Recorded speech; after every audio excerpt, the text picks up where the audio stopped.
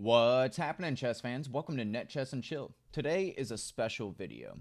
I have reached 1,000 subscribers. That means I have 1,000 of you guys following me, and to me, that is amazing. And I wanted to do kind of like a little recap of how we started versus maybe where we are right now. So, yeah, what I thought we could do is just maybe do a live reaction video to my first game that I played live.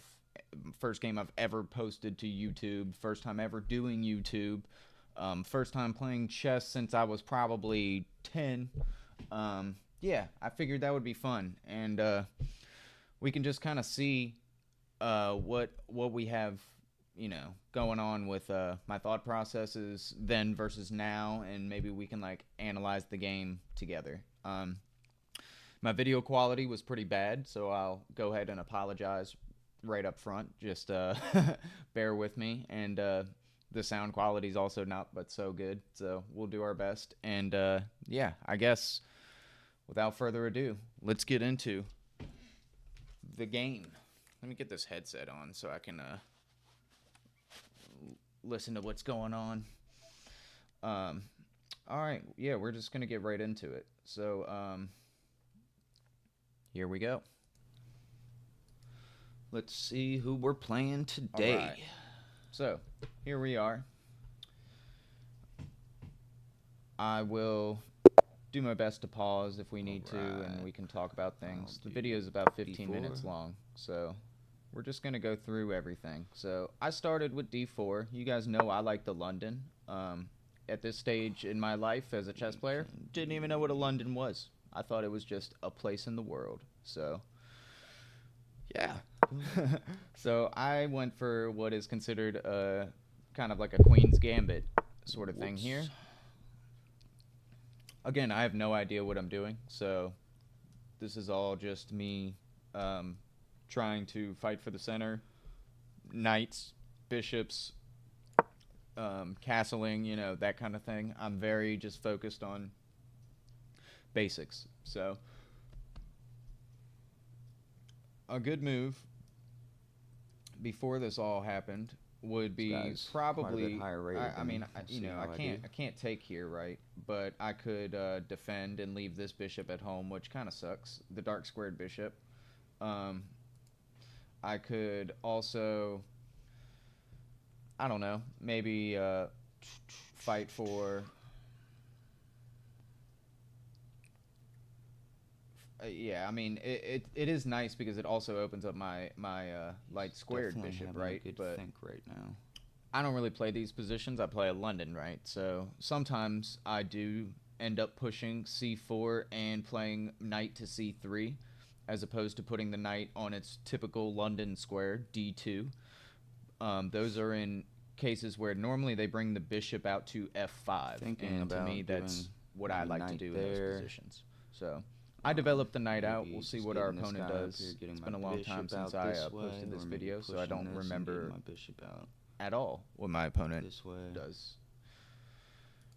We'll see. But, okay, he takes. So I can take. That's a free pawn. So if I take, he takes, I take with the queen. We're good. So let's see if I see that. Ooh, looks like he might see it. Oh, he's a little hesitant. He's tilting his head. He doesn't know. Maybe there's something different there. What are we worried about, bro? Take the pawn. Probably wasn't. Take the pawn. Take the pawn. It's not gonna hurt you. It won't bite. Just do it. Just do it. I'm over here biting my lip. Look at my nervous face that I have going on. I'm so nervous. I could push the pawn. I also... if you guys can hear, I have terrible take. He would terribly slow thought processes about this. I'm taking a long time. This is a 10-minute game. My opponent. This isn't too bad, but this is a long time to calculate. You just win a pawn. So I think me being unsure of what I'm doing doesn't help. The bishop move up to d2 is a way to do this. I guess knight d2 is a way to do it as well. But we push c4, so we don't want to put our knight there. We want our knight actually on c3. So Ooh, he puts the bishop there, blocking. Are we gonna do that and develop our knight there instead of our queen? What are we gonna do? Honestly, this just is a big giant error, and you guys know why, because my knight is hanging, right? So that's why the knight needed to be the one that blocks on c3, and he doesn't see that my knight's hanging. So honestly, I should be taking the knight on c6 or moving my knight back to f3 potentially. I could even actually move my knight down to c2. Just develop I just normally, defend maybe. the knight. I don't know. Yeah, that's a good I would move. like to not worry about this It's pawn. not a bad move. I was right now. being a little sarcastic, but it's actually not a bad move.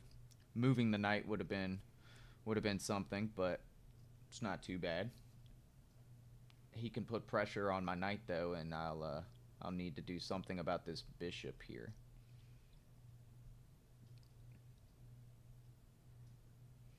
So, kind of an interesting position. Definitely doesn't look like a London, which is what we play.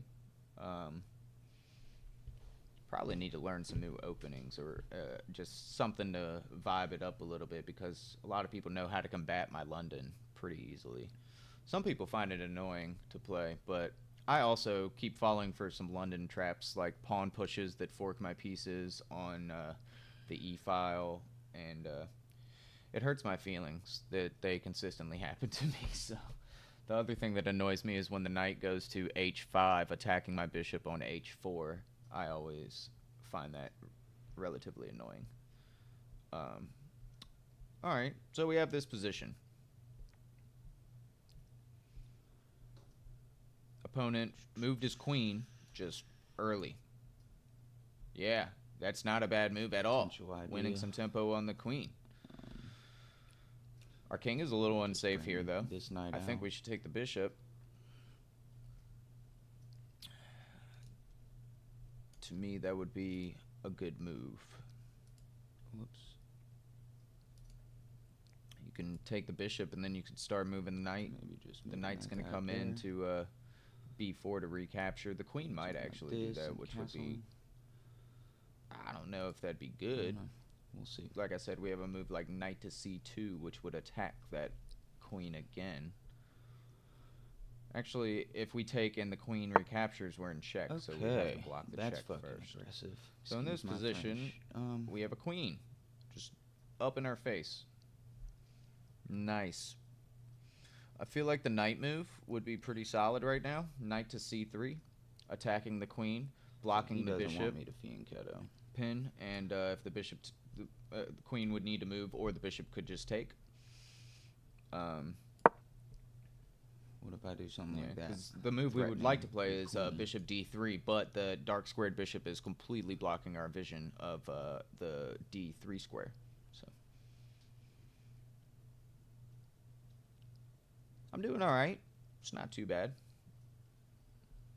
If I remember correctly, I'll win this game. So yeah, take with the bishop. Could have taken with a pawn. I don't think that's a good move. I think taking with the bishop is definitely a better move.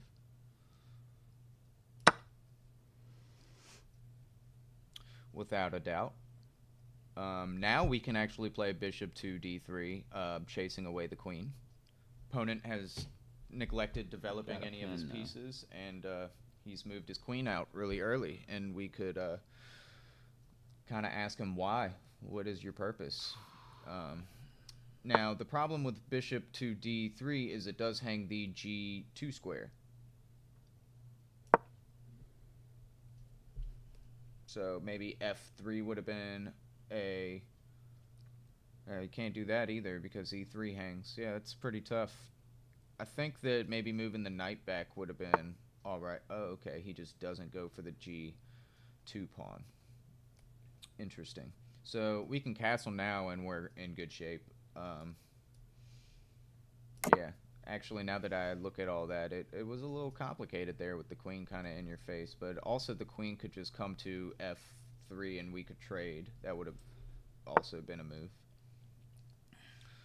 Before he decided not to take the g2 pawn, which I think he should have taken the g2 pawn. And then I have tempo, maybe? All right. So I don't see why you wouldn't just take that pawn. Yep. Threatening the knight. The knight is going to be traded probably now. Oh, okay. He goes to e5, attacking my light squared bishop. Do I see that he's attacking my light squared bishop? Let's see. Yeah, he's attacking my bishop. My light squared bishop is defending that pawn, which is not being attacked at all my bishop at this moment, but probably like to keep the light squared bishop on the board. I think a move like e2 is not a bad move. Stays on the diagonal, seeing the pawn. Maybe but yeah, perhaps dropping the bishop down to c2. Not a terrible move either. That's a great diagonal for the bishop. So now we have eyes down the board, which is a little intimidating. I have an outpost potentially. So bishop a4 could be a move for sure. And then we could actually bring the knight into c6. That could be something. I mean, it doesn't really have a threat, though. It just blocks the bishop, and it's, you know, it's a move. This also threatens the queen. I think getting the queen activated would be all right. I also think that we could maybe even just chase away the queen with our knight. Coming back to f3, attacking the queen, he'd probably take with his knight, and then we just recapture with the queen, but our queen would be off the back rank. Now maybe I'll get my rooks involved. Okay. I mean, not so bad. So he just kind of jumps forward.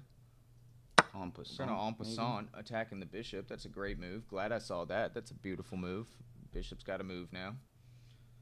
Can't go to a6 because my queen is there, right? So it was actually kind of nice that I put my queen on a6. If I didn't do that, I would like to bring my bishop maybe here. It would have been nice to have my bishop, I think, still on that diagonal. I think the diagonal my bishop is on now is a fine diagonal, but I also think bringing the bishop back to e2 would have been a decent move.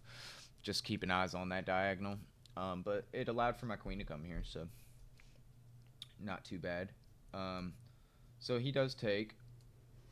We can take, right? And the bishop gets its eyes open again. I think pinning the knight on a4 would also be a decent move here. We could also pin it with the queen. We could go b5. Taking that knight would also actually a little bit better because you attack the bishop. Maybe not the worst thing in the world. It's good that I saw that. This is my first game, guys. My first game, and I'm doing pretty well. My opponent played kind of in an awkward, provocative way. I think I'll just go.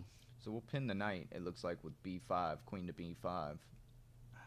Ooh, little bit of not certain. He's like, is bishop to a4 a little bit better? I do think bishop a4 is a fine move as well. It was the first one that I kind of saw. But I actually think that queen b5 is probably definitely not the best better move, but because you're just straight up looks attacking good the bishop to me. and the knight.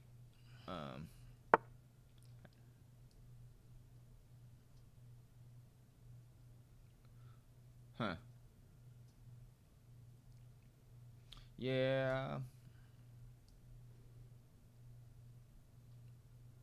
Put pressure on the pin piece. PP on the PP. Bring the queen forward. That bishop is undefended and can only back up. Yeah, I like the move. Okay. Changed my mind. I want to go protect my knight. Bishop to d1. Or bishop. I said rook to d1. Excuse me, guys. All right, so this seems like what we should have played last move, but the rook over is not a bad move. I like that too. Just kind of getting our pieces doing stuff. When my knight moves, my rook is in the game. So interesting. Just hangs the bishop, so we take right with the queen. Nothing's guarding that. That is a free piece right there. And now we can take the knight for sure. Um, Definitely take the knight. We could have also taken the knight last move, but taking the bishop when it's not defended is fantastic. So this is great.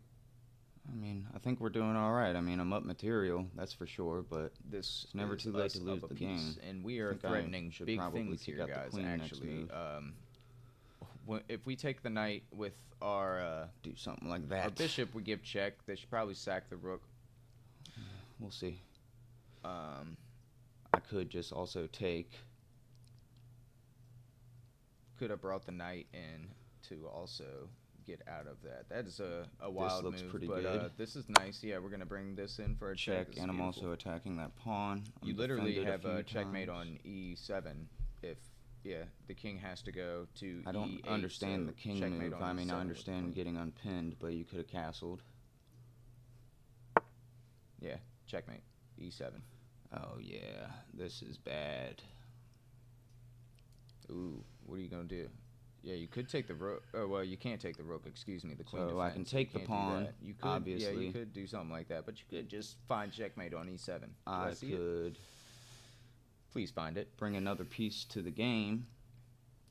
I think I'll do Queen to this, e7. which is not my No, favorite don't move. do that. But, No. well, hold on. Yeah. Let's see. Keep thinking. What do I You want got to time. do? You got time. Checkmate's right there. This pawn is free. Queen to e7.